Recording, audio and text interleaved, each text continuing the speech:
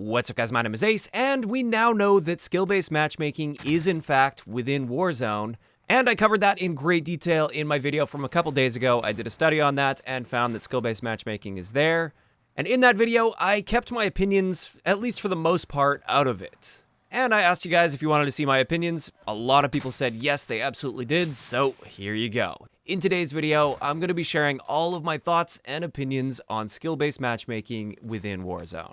Now, a lot of the stuff I talk about today, I have discussed in the past when I was talking about skill-based matchmaking in multiplayer when I did the testing for that. So I definitely will be repeating myself in this video for those that have seen those older videos. However, my overall opinion on skill-based matchmaking is a little bit different when it comes to Warzone versus the standard 6v6 multiplayer experience. So, jumping right into it, the first thing I'm going to say about skill-based matchmaking in Warzone is I'm actually on board with having a protected bracket for significantly below average players. So like the players I was running into on my dummy account, for instance. For many of those types of players, they are brand new to first-person shooters. They barely know how to even move the controller or aim or do anything. And I am totally fine with guys like this guy right here not ending up in the lobbies that I play in. Somebody like that, if there were no skill-based matchmaking at all, even against average players, they're not going to be able to get a kill against them. Someone at that skill level doesn't stand a chance whatsoever, and therefore the likelihood of them sticking around and actually having some incentive to try and get better, that likelihood is pretty low for somebody like that. On top of that, there are plenty of gamers out there that have some form of a disability that prevents them from playing at the level of the average player. And again, for them, I am totally fine with that protected bracket so they can still play the game and have some enjoyment at those levels. Having said that, beyond the protected bracket, I am not a fan of any kind of skill-based matchmaking when there is no visible skill rank attached to it. One of the biggest problems I have with the skill-based matchmaking system used in Modern Warfare is the fact that we can't see where we stand, and therefore properly tracking your improvement in-game is basically impossible, and you also don't really know where you stand in relation to the rest of the community, because everything is being kind of manipulated and controlled by this skill-based matchmaking algorithm. So a great example of this is when solos first dropped, I hopped in, and my very first game of solos, I got 13 kills and I won the game. So naturally, I immediately thought, wow, I must be really good at this game. That's awesome. It gave me a huge confidence boost. But then every game after that, it was suddenly much more difficult. And now that I know skill-based matchmaking is there, I don't really feel great about that win. Now I feel like the game just didn't have any data on me and therefore put me in an easy lobby. And that win wasn't earned against a random selection of players with various skill levels that I won against. It was actually very likely a super easy lobby because the game didn't have data on me and didn't know where to put me. So accomplishments kind of feel hollow when you have skill-based matchmaking without a skill rank.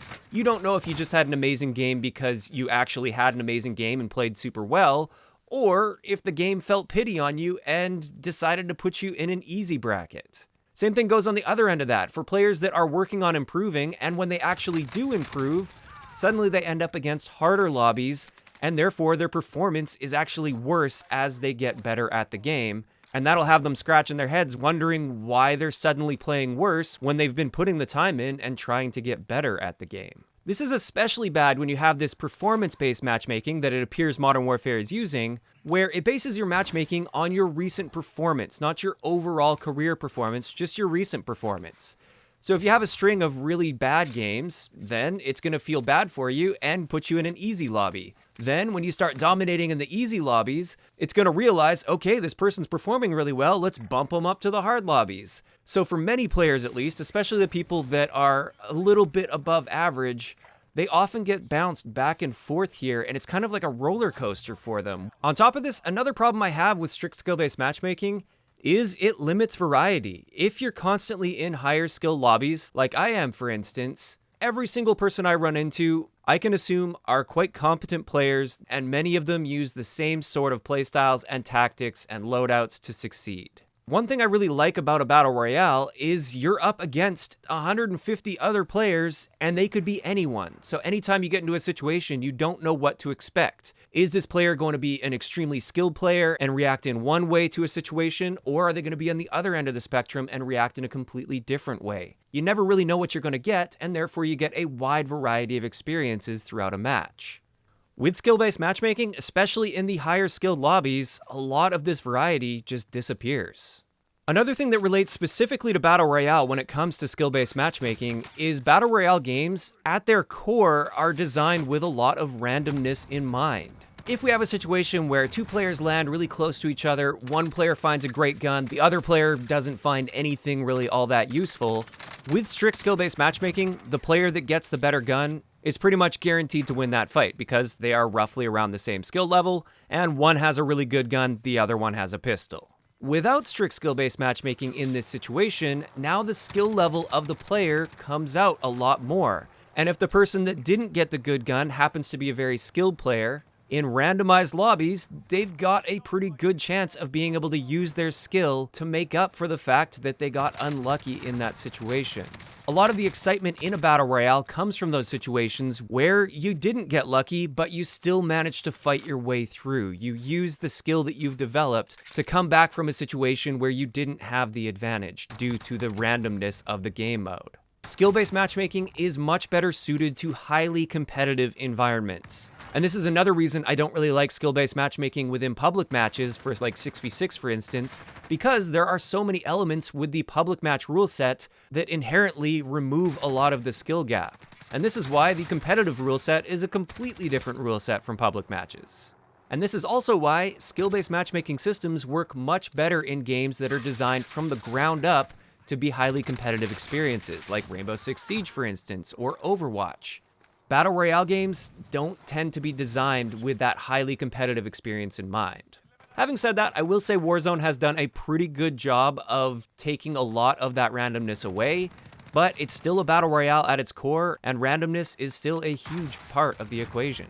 Now, another big thing that I have against strict skill-based matchmaking in Call of Duty is what happens when you party up with mixed skilled players. Now, in my study, I only looked at solos. I don't know exactly how the skill-based matchmaking system works in trios when you have mixed skilled players especially, but assuming skill-based matchmaking is still there, which I don't see why it wouldn't be in trios, this can lead to really unbalanced and unfair situations. So let's just say you have a party where you have a really low skill player playing with a really high skill player.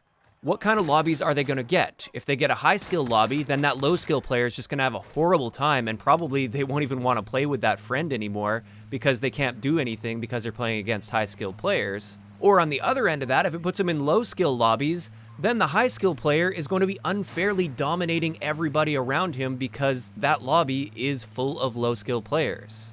If you didn't have skill-based matchmaking in this situation, statistically speaking, the lobby would be roughly evenly distributed right around the average, and therefore most players in the lobby would be average. Then you'd have some high skill players and some low skill players. So if you have a team consisting of mixed skill level players, then there's going to be a little bit for everyone, and it's not going to be significantly unfair for anyone involved because everyone's sort of in the same boat.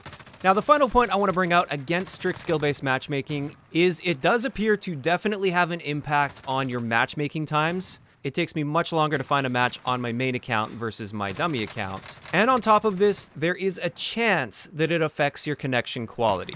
Now, this is something I have not tested, and I'm not saying this is absolutely the case, but logically speaking, if you limit the number of people you're able to connect to, due to skill being one of the parameters in the matchmaking system, then you wouldn't necessarily be getting the absolute best pool of players connection-wise together. Having said that though, when we're looking at the dedicated server system, which Warzone absolutely uses, if you're always going to be connecting to the same data center anyways, then your ping to the host should be the same no matter which lobby you end up on within that data center. But still, I did want to bring that up. There is a chance that skill-based matchmaking has a negative impact on connection quality. Now, to be fair, I also want to look at some of the pros of having skill-based matchmaking within Warzone. The main positive thing about this is it builds the player base up from the bottom up. And there are far more casual players that aren't very good at games and far more people that are just getting into video games than there are highly skilled Call of Duty players. So with strict skill-based matchmaking, it ensures that those people are protected and have the best experience possible, so they're going to be sticking around for as long as possible. And for me, I do want this franchise to be very successful. I want there to be a large player base. I want a lot of people searching up my videos and looking for tips and stuff like that. At the same time, though, I think that's where the protected bracket comes in. That's why the protected bracket's important. It's to bring those brand new players in, get them hooked on the franchise so that they want to improve and they want to stick around and play the game for long periods of time, and they don't just get stomped on immediately and then leave and never touch the game again. The protected bracket, in my opinion, is more than enough to protect those people and get them hooked initially. Beyond that protected bracket, though, I don't think there should be any skill-based matchmaking. And the reason for this is I see it as being as fair as possible to everyone involved. And if there wasn't skill-based matchmaking here, most games would consist of primarily average players, like the vast majority of players in the lobby would be average, then you would have some low-skilled players and some high-skilled players. With this distribution, there's something for everyone. In this scenario, the low-skilled players aren't going to be significantly low-skilled players, because that's what the protected bracket covers, and therefore these players will have a reasonable shot against the average player that they'll run into in their lobby. Then for the average players, it won't be much different because they're already generally playing against average players with skill-based matchmaking. And then for above average players, they get to see the benefit of being an above average player. They get to reap the rewards of that. They get to see variety. They get to mess around with different setups and still find success because they've earned that by practicing the game and getting good at the game. And that will give more incentive for the low skill and the average skill player to try to improve, and they can actually track that improvement and see themselves getting better. The below average players, as they continue to play, they will become average players, and they'll start to notice more success within their gameplay because now they're being more successful against the average player. And then those average players, as they improve, they also start seeing the benefits of becoming a better player. And their performance over time isn't going to be artificially hampered as they move up in the skill brackets. They'll actually see that improvement with their increasingly improved performance over time. In this situation, nobody's fun is coming at the expense of anyone else by an artificial system that is manipulating things in the background where you can't even see what's going on because there's no skill rank attached to it. Yes, there will be people at different skill levels and different stages of their gameplay development, and that's totally fine. If you are a below average player, why not have that incentive to want to get better at the game and try to improve? But to kind of wrap this video up, at the end of the day, did discovering skill-based matchmaking ruin Warzone for me? No, it's not going to stop me from playing this game. I'm still loving Warzone. I'm having a great time with it. I would even say I'm still addicted to it. This discovery was definitely disappointing, especially because the devs had stated that there would be no skill-based matchmaking in Warzone, and now we see that that was just not true at all, so I'm very disappointed there. But it doesn't change the fact that I'm having a great time in Warzone. I'm really enjoying myself. However, I can't help but think that the game would be better overall if we didn't have skill-based matchmaking outside of a protected bracket. Now, my opinion on this is probably skewed a little bit by the fact that I am enough above average to where I'm still typically well above the average player I run into when it comes to skill level. It looks like once you reach a certain threshold of skill, the game can no longer find a full lobby of players that are right around your skill level. It's just not possible. There aren't 150 people searching right now within the data center that I connect to that are right around my skill level.